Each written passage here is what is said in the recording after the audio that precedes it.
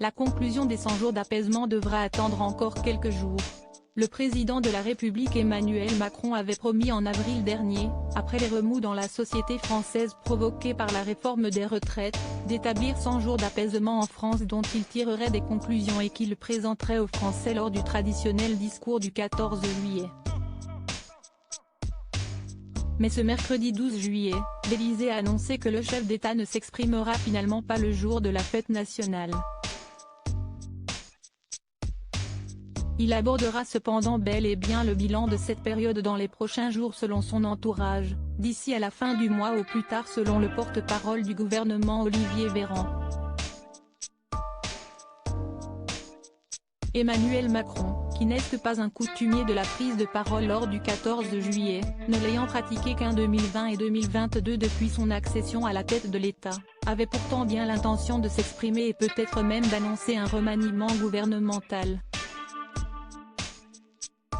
Mais les événements à la suite de la mort de l'adolescent Naël sont venus rebattre les cartes.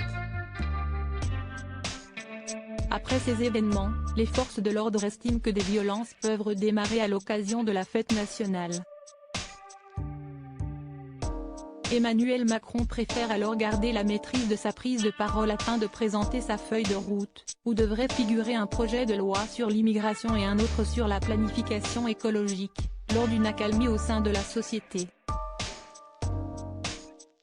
Découvrez les ministres du gouvernement Borne Emmanuel Macron, remaniement ministériel en vue. Durant cette déclaration d'Emmanuel Macron, le sort de sa première ministre et de l'ensemble de son gouvernement devrait également être fixé. Avant les événements à la suite de la mort de Naël, la question agitait toute la sphère politique, curieuse de savoir si Elisabeth Borne serait maintenue à son poste, et sinon, qui serait choisi pour lui succéder. Les rumeurs et bruits de couloir sont alors allés bon train, toutes les personnalités politiques y allant de leurs petits pronostics lors de leur passage dans les médias, tandis que le chef d'État, mutique, ne laisse rien transparaître.